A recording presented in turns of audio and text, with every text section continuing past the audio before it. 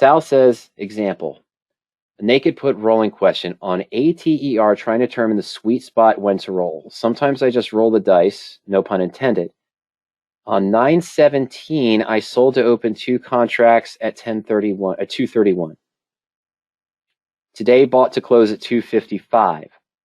Rolled to 11/19 with a sell to open at 372. Yielded a net 348 or an increase of 117. Okay. So, we forgot to remember the 10 strike. Okay. Well, okay, let's walk through it here. Naked put, sell put, short put, ATER. Oops. 10 strike for October 15th.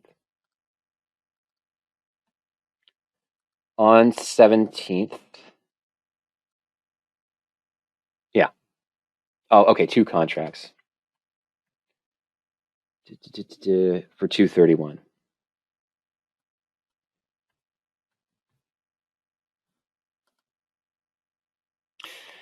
All right, and the stock's at 775, and you rolled it today. In general, this is down 56 cents today.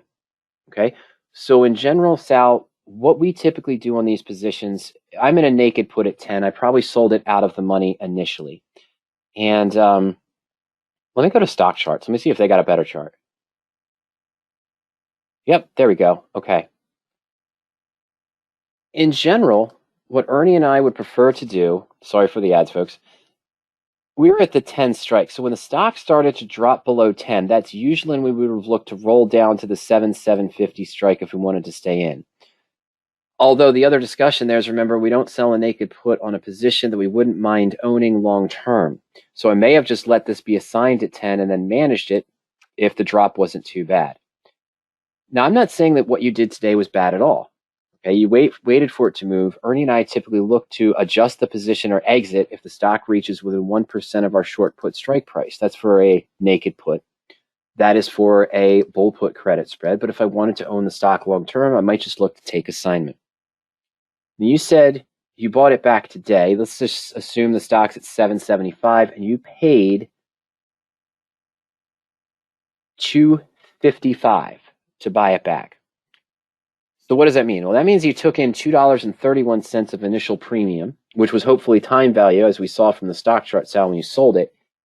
And the option, buying this option back today, it's still at $255, with the stock at $775, means we're paying 30 cents of time premium. That's not too bad. Okay? Yes, it's 20 cents higher than what you were, but you're only paying in a 30 cents as time premium. Why am I mentioning that? Because if I continued to hold it to expiration for the next 7 days, well, I would have managed to get another 30 cents decay on the position. Now, it doesn't matter where the site could keep dropping, so the intrinsic value is pretty high. It's going to retain its intrinsic value, but again, you're only paying into 30 cents of time premium, which is going to decay out into your favor in that scenario. What do I mean by that? If the stock stayed right at 775 to the October 15th expiration, your put is only going to be worth 225. It's only going to be worth intrinsic value, maybe 5 cents more. So that's why it's showing me I could actually potentially close for a profit in 5 days in this position. Okay. Now, you kept the 10 strike, though.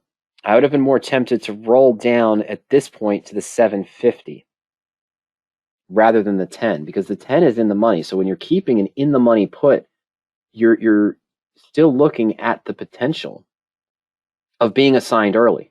Now, if you don't mind that because you want on the stock, that's fine. But now begs the question, okay? We're in a naked put position where the stock has fallen. I've admitted to myself that I'm okay owning the shares of stock if it's put to me, even though I'm at the 10 strike. Why not just let it get put to you at that point? Why even roll? Okay? And what I mean by that in this case is, if you're keeping the 10 strike now for November, if you've rolled to the 10 strike for the premium, if you don't think ATER is going to come back above 10, you shouldn't be doing that. You're going to face the same situation next week. This is a declining stock, keep in mind too, Sal.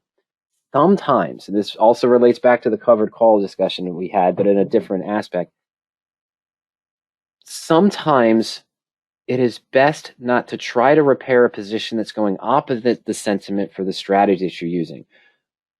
This is a declining stock after that double peak here. This is a trending downward stock. It's probably not something I want to be in a naked put in, even if I'm rolling. Okay. And you said that the 750 yielded an additional cost. I don't look at it that way. Okay, I know what you're saying, that you're saying, oh, I had to buy it back for 255 and it's 183, so I'm paying a debit of 172 to roll this position. No, I don't see it that way. Because it's okay to roll for a debit to roll down. Because remember, you kept the 231. That was already deposited into your account. When you bought to close this at 255, we could look at it another way. At the 255 strike, I only increased the cost by 24 cents from the 231 premium, and I'm getting 183. That's still positive 159. Look at the whole trade, not just this. Is it a bad idea? Do you have to roll for a credit? No. No, you don't necessarily have to roll for a credit. It's okay to say you're rolling for a debit because you got to take into account the initial premium, Sal, that you received in. At least that's the way I look at it. I know everyone has a different way of looking at it. When you say roll, I have to roll for a credit. No, look at the whole position. You're still at a profit of 159. You're still at a positive credit with this whole position of 159 because you took 231 in, paid 255 back. Now you're selling a lower strike that's out of the money. Okay, it's at the money. But you're selling a lower strike that's at the money, and you're getting 183. You're still positive 159. You rolled this position to the November 10. Okay? And that doesn't show up here. This shows you here, of course, you're rolling a naked put. If you put the stock to you, you could convert it to a covered call and still get higher returns going further out at the 10 strike or at the November 75. Your cost base is still down to 590 after assignment in this situation. That's another way to look at it. But let's do your roll here. You said you bought this back, and I think I deleted it. I'm going to roll leg. And we're going to buy this back, okay, 259. I'm sorry, it's 255, right? That's what we were looking at, yeah. And we're going to sell to open the November 10 strike, and this gives me 370. Or 371, I think you said. I'm just going to use 370. Okay, so this was the roll that you did.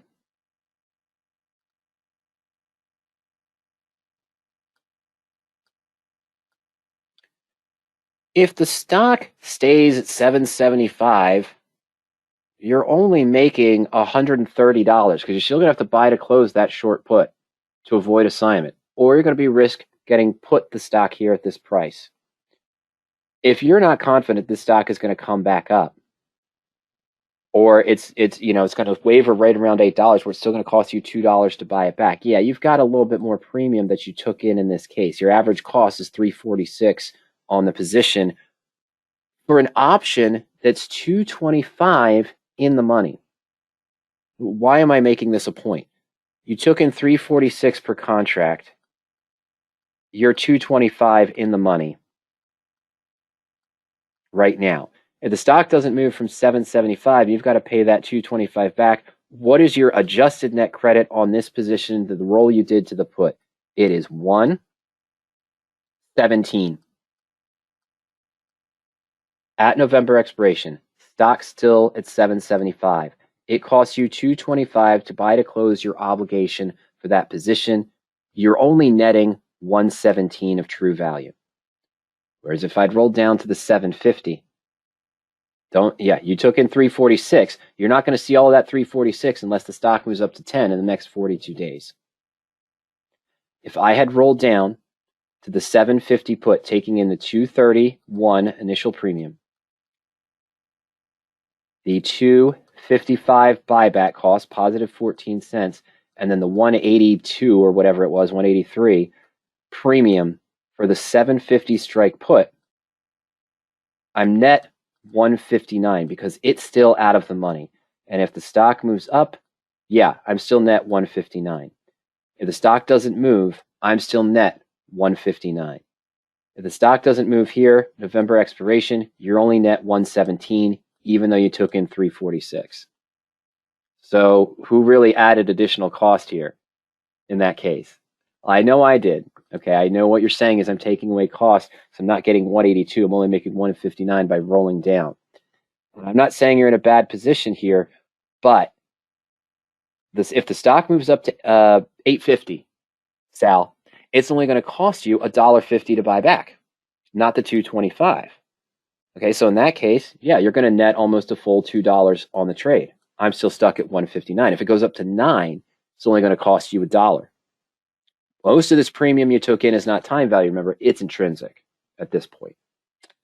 So come November expiration, if the stock doesn't move up as you're hoping, you're going to be facing the same situation where you're maybe going to have to buy this back for 225. So you only netted really 117 in that scenario. If it continues to fall, though, and continues the trend that it's continuing to fall again, we are on the hook for more losses. And we could be here too. What's another situation here? Your break even, pretty decent, 654. If I rolled down to the 750 put strike and took in that $1.50, my break even on that position is going to be 591. I'm going to have a much better break even in that scenario. The stock can fall further before I'm losing money. Yeah, you still have got 80 cents here. $1.20 to break even with the roll that you did, and that's still pretty good, but the stock is trending downwards. But had we sold the 750 put, let's see here.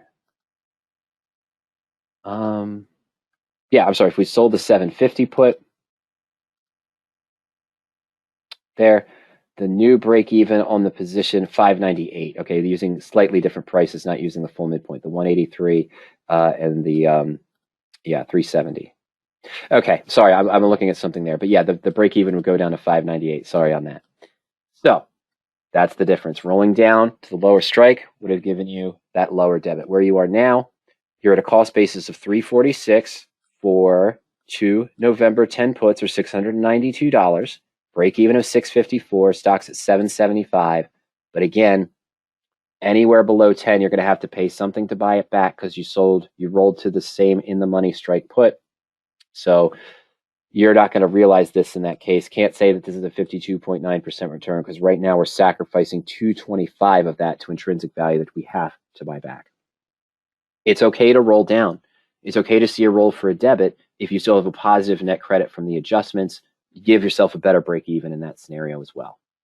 Okay, so that's kind of my thoughts on that, Sal, when evaluating rolling down. And again, as I mentioned, when is the best time to roll it? Well, you didn't do too bad in this case. I might have rolled to a different strike, but to each his own. You paid into 30 cents roughly of time value remaining, which would have decayed over the next 7 days in your favor. So was it bad that you bought that back? No, because we could technically say that yes, you paid 15 cents, 14 cents of a debit to buy it back. You didn't make a profit on it. I don't know if you would have been in a profit when the stock was higher, when it was around 10, but in general, if the stock starts to get near that short put strike price, that's when we evaluate a potential adjustment on the position rather than letting it go in the money. If you're okay letting it go in the money, that means that you're also okay getting assigned and taking ownership of the stock. In this case, you could have converted it to a covered call or done another transaction if you wanted to be put the stock in this scenario. Come November, you're just going to have to pay attention to it because you might get assigned early in this case, then you will convert it to a covered call. Yeah, you're going to keep the 346 premium, but you now own stock at 10 that's trading at 750, 775, so you're still down on the position overall. Your break even 654, so you're still up, but you can convert it to a covered call position in that case if early assignment does happen. So again, I don't think you chose a poor time to roll the position. You could have gotten some more time decay by waiting. What's the risk of waiting is that the position continues to go down. You have a higher buyback cost to roll down to. You also might be getting less premium from the 750 as it continues to move down. You might have to roll to the 7 or the 650 strike, and you're going to be getting less premium. But it is okay to roll for a debit just looking at the buyback cost today and the new premium when you take into account the original premium you received that was originally deposited in your portfolio at that time. Just want to remind everyone, of course, that today's material are my thoughts on your questions designed for educational purposes, increasing investing performance and options knowledge. Any stocks or options discussed today should not be taken as direct recommendations or direct trading suggestions. Options involve risk and may not be suitable for all investors. And again, related to our opening discussion on the bull put comparisons, past results are no guarantee of future performance as well. Now, we did cover a lot of the tools today. We saw use of the portfolio. We saw the power of evaluating the rollout opportunities viewed through the position analysis. We showed a couple different search adjustments. Well, if you like the tools that you saw today, and there's many, many more available for options trading education, research, and analysis, remember, take your 14-day free trial at any time. Just go to powerup.com, put in your name and email address, no credit card required. You'll have full use of the site for 14 days.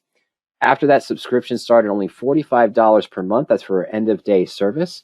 The 20-minute delayed service is only $65 per month. And then a higher price is there for historical and for real time. You can cancel at any time. There's no contractual obligation. Free coaching sessions are available on all levels of subscription for trial members and subscribers. You can also upgrade at any time as well. We showed some free education and a difference to go in addition to going to YouTube, finding power options, just using that search feature to look for certain terms. You can scroll through our archived webinars. It's a public page. Just go to powerup.com/webinars.asp. However, some webinars are only available for subscribers. They're not available for trial members or just going in free to the public page. And of course, if you do have any other questions, at any time, you think of something over the weekend, for example, you can send me an email at any time to support@powerup.com or support@radioactivetrading.com. You can also call us during market hours at 302-992-7971. Remember, trial members and subscribers can schedule a coaching session at any time.